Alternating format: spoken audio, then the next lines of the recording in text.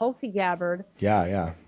the intelligence tools that if she becomes DNI, Mm-hmm.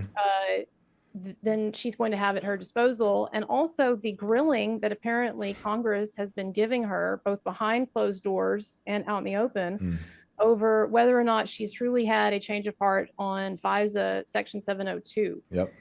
And so I wanted to ask you, like, as somebody who has also been paying attention to this, here's my question. It does seem like, look, I love Tulsi Gabbard. She's one of the few political heroes that I have. Mm-hmm. I really hope that she gets confirmed, and I think that she is the best possible person to try to make a difference and clean up this mess Mm-hmm. that she would be getting into in terms of the egregious overreaches and manipulations and malfeasance of our intelligence community in various ways, going Mm-hmm. back to even the surveillance of Trump, right? Yeah. So, all that having been said, it's disappointing to see that she, I think, has had to flip flop and on the FISA 702 stuff. And she went from adamantly opposing them to now saying, apparently, to various outlets and various senators, so Congress people, that she now endorses FISA 702, and that her concerns were alleviated by recent legislation or recent reforms that have Right. taken place. So here's my question. Is it demoralizing to you to know that this is just necessary, that someone cannot get into an office like this, even someone who's a reformer, unless they capitulate on big ideals that they had? And then also, do you think that this is something that we just have to accept? Like, this is how it's going to be, and this is how you make change. You don't make change through always sticking to your ideals. Yeah. Wait, are you talking about a woman lying? Alex. Nice. So real quick, I just want to say about Tulsi's one of the few people who's actually rebranded their ideals in politics, and I mostly believe it. You know, like, I liked her when she was a Democrat or independent, whatever she was, and I thought she was, impressive on the debate stage, especially when she nuked Kamala. It was amazing. That was the moment. It was beautiful, and she's one of the. She seems authentic, and so when she came over to the right side, I was like, more than most people, like way more than the tech vampires like Zuckerberg. I don't believe him at all, or Elon, or any of those guys, but I believe her. And then I guess to your question, am I surprised? I guess I would be surprised if I didn't already expect that to happen. It just seems like part of this stupid process of the dirty, DC politics. You go in and you kind of have to play their game, which me personally, I don't like. I wish the system wasn't in such a way set up that you have to go in and kind of like, go through this struggle session. That's what those hearings look like. Those hearings are just struggle sessions, and they're grandstanding opportunities for all those politicians, left or right. And it's so annoying. They hardly even let the person talk. They only want yes or no. Especially on this point. Oh, yeah. And so the 702 thing was concerning. That's the one thing that she all of a sudden a few weeks ago was reversing her position on. I'm like, oh no, not that, because they say, oh, it's for foreign, spying, but they always find a way to turn it back on people through all the loopholes of the thing, which is why she then said they've changed the legislation. Supposedly they did. I don't trust or believe them to stand by it, because they're always looking for a way to spy on us. That's what they do. So I would hope we get to a point where we don't have to lie, and then to lie in front of your voters. Like, we chose, we as the capital W of the country chose Trump and whoever he wanted, whether you like him or not, or them or not, to get these people in. And now you have to go through this struggle session, and then the person even has to sort of bend and twist their own truth to get past the gate. I think it's gross and ethically dubious, right? But we want them in, so it's like they got to play that dumb game. So it's really tough. I personally, I couldn't do it. It's so gross to go there and not lie, because she had her own reasoning, but it's weird.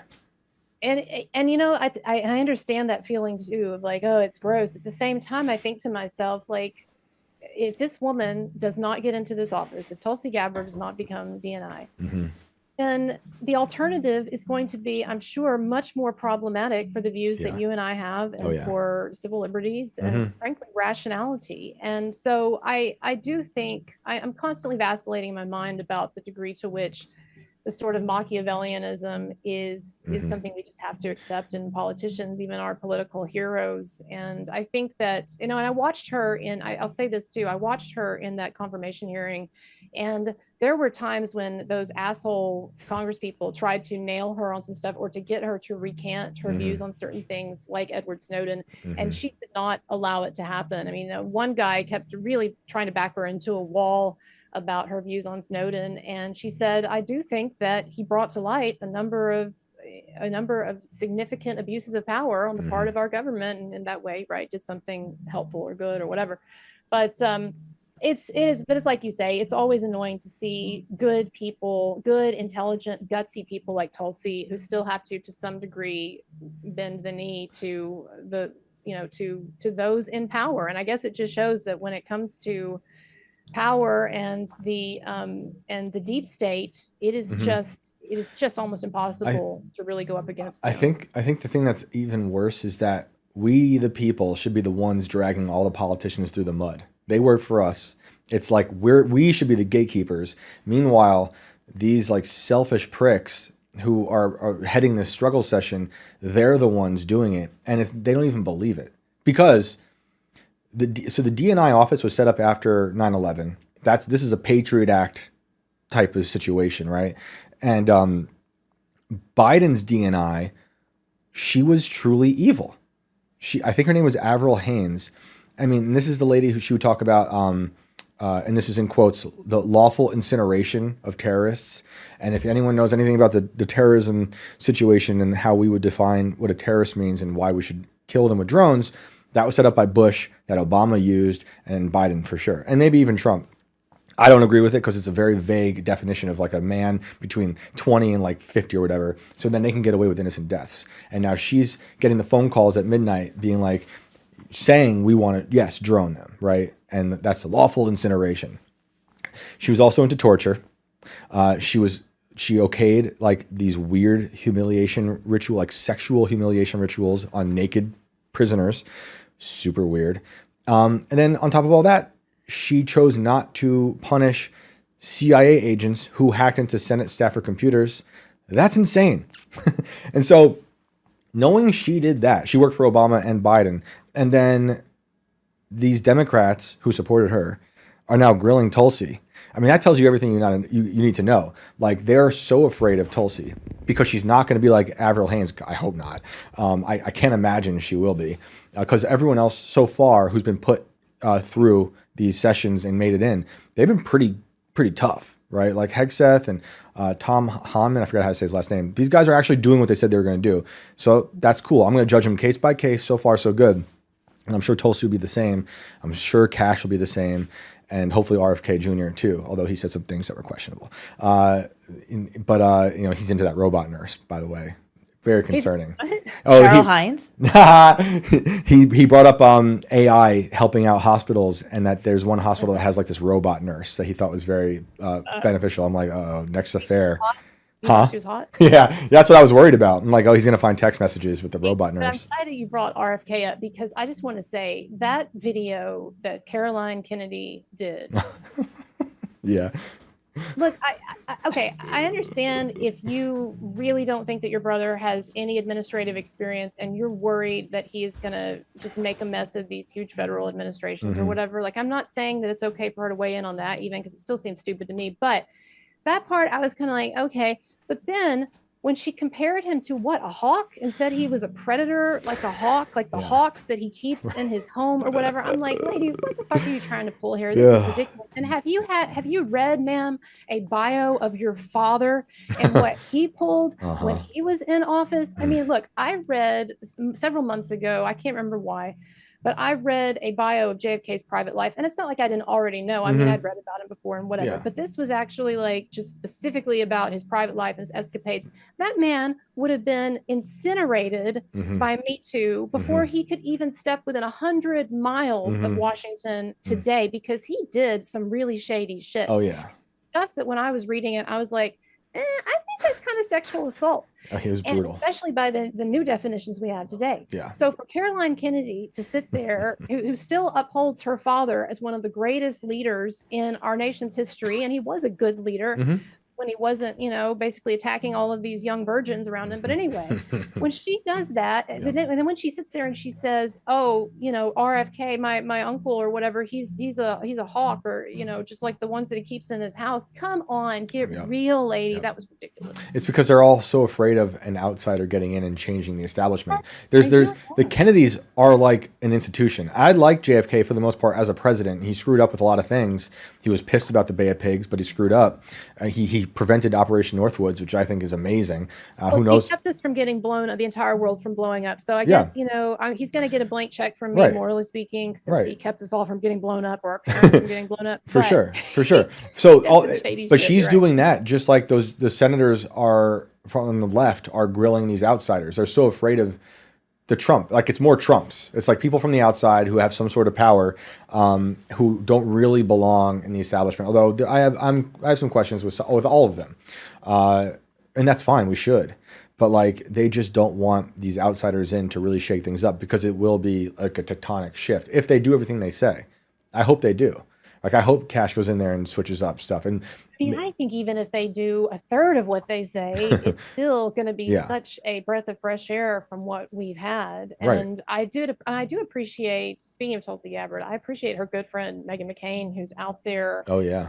And Meghan is not afraid of anything. He's out there on the warpath for her. Basically, she tweeted today or yesterday the equivalent of, "I'm going to bust a cap in y'all's asses if you don't vote for my friend here." Right. She was like the Nicole Shanahan for RFK, because Nicole came out and said, "We're going to like go after you guys." And you know what? Good for them. So good for them. Never mess with the daughter of John McCain, that kind of Vietnam vet, dude. They can deal with some pain, but Megan's been out there hardcore. So I don't know. I'm definitely team Tulsi on this, and I think that she'll be a hugely reformational element if she gets in there. But there got to be a lot of people who are really scared of that. I mean, she, like you said, she could really endanger some people, and the power that some have right now. Oh yeah, everyone getting confirmed poses a major threat to the establishment, all of them, and that's beautiful. That's why I voted for it. I mean, I was reluctant because of the AI stuff, and I am upset that was day 2. We're like a $500 billion shrine to this AI digital god. That aside, I like it. I think Tulsi might have the hardest time getting the votes. Cash does have experience, whether they like it or not. I don't think you need experience. I think it's like the age of experts and experience is dead. We saw them fail miserably during COVID. So Cash has been there. He knows that. He's actually gone after the abuses of FISA warrants, right? Like he has that actual experience. Tulsi, they'll say she doesn't. I think she has other experience that will make her an even better leader of this. But I think they're going to try really hard to not get her in. So I don't know what's going to happen. Like, do you think she's got it? Oh, I wouldn't know. So I'm not plugged into Washington circles. Yeah, you would know more than I would, but you see it being reported as a 50-50. And so, and as his most tenuous of candidates, because apparently they're saying that RFK and Cash and some of these other have a much better chance of getting in. But I hope that it happens. And I think one day we're going to be seeing a president, Tulsi Gabbard, as our first woman president, which I really like, because as a woman, I would like for the first woman president to be someone who I think actually deserves that and is not some kind of like token DEI choice, right? You don't want Hillary back running? Are you sure? Do you think Hillary could come back? Do you think like she'll be like... Yeah, because she's going to be the one of those people that uploads her consciousness into a new body and runs for president, like a zombie robot. We don't need that. No, I'm with you on Tulsi. I'd consider it. I honestly am not so far, I'm not totally sold on Vance. I think he's a very smart guy. But he's really connected to a lot of those tech vampires that I don't like literally. So like Peter Thiel was his mentor. So I'm very skeptical of that whole crowd, as smart as I think they are. Look how Vivek kind of flamed out, and he's from that world as well. So Tulsi is promising, but again, I'll when we get there, I'll be able to judge her on how she was if she gets in. I think she will. I think the media, it's all fear and stuff, but I think hers will be the toughest confirmation of all of them. Even though Cash is kind of like he's brutal. Like Cash and Tulsi, I thought had the best performances. their answers were great. They were very strong and confident, and even Cash snapped back a few times. And I was like, Yeah, do they it. both were very firm and confident, and I appreciated that Tulsi, in her opening statement, she foregrounded particular abuses by the intelligence community pertaining to, Yep. for instance, the Trump stuff and their Right. surveillance of and targeting of Trump, for example, and sort of ginning up that whole, Russia Gate thing. I appreciated her not backing away from the positive things that, yes, she was equivocal, but the positive things she said about Edward Snowden and Yep. so forth. And I think she's really, really strong. So yeah, again, I hope so. There was something in particular that she said to one line that I thought really resonated with me. She said, "People say," and I'm paraphrasing, but people say that I'm the puppet of Assad, and I'm the puppet of this Hindu guru, and I'm the puppet of," and she listed a few others, that people say that she's allegiant to, and she was like, "But no one stops to ask how it's possible to be simultaneously enthralled to all of these different puppet masters." It was incredible. Right? It was very good. Yeah, no, she was great. It was great. I thought all of them did really well. I wish they would space them out so I didn't have to go back like insanely between 3 confirmation hearings. Like I was a crackhead. Like I need this one and I need this one. But yeah, no, we'll see. Before we go, is the Lively thing? Is there a court case coming up for that? Is that trial soon? No. Or is there one?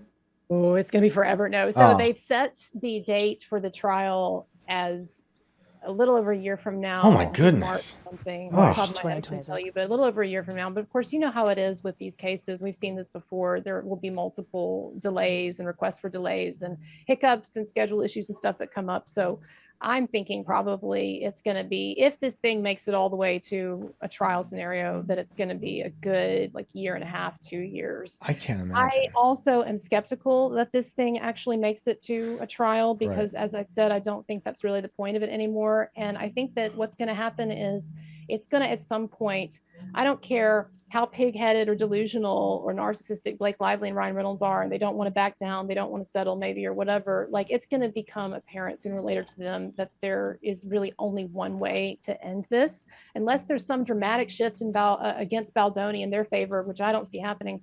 It's going to become apparent to them that they just need to stop the bleeding and make this end. And so I do anticipate that at some point there will be settlements advantageous to Baldoni, maybe even some mutually agreed on statement. And who knows? Now, maybe Baldoni's team is going to really want to squeeze hard before they let this go, or they take the white flag. Now, that may be, but I don't think this thing ends in a trial. But technically speaking, right now it's on the books for March of next year. That is a long ways away. A lot of pain. Well, that's the thing that I've been saying a lot on my channel about this case and cases like it, but this case is that there is so much pain in Blake Lively and Ryan Reynolds' future with this, almost a kind of a drip, drip, drip Chinese water torture. Yeah. And really, again, no way out other than capitulating to some degree that they don't want to engage in at this point. And so that's a problem. And you almost feel sorry for them, except you remember that they brought this on themselves completely unnecessarily, a total unforced series of errors. And that's why, again, it's mind-boggling, and it just goes to show narcissism will kill you. Maybe Blake Lively and Evan Rachel Wood will team up for the sequel. Oh boy. Oh, Lord. Well, there were memes going around on the internet about who would you want to spend if you had to be stuck on a desert island with someone. The choices were Amber Heard, Blake Lively, Evan Rachel Wood, Meghan Markle, or Jada Pinkett Smith. Which one would you choose? God, that's a hard one. I couldn't. Mind boggles. I couldn't. Yeah. That sounds like hell. Is there cyanide? Well, maybe Meghan Markle's the only one who hasn't had a lawsuit. Nope. She's evil. Maybe think of the movie The Shallows with Blake Lively. Have you seen this?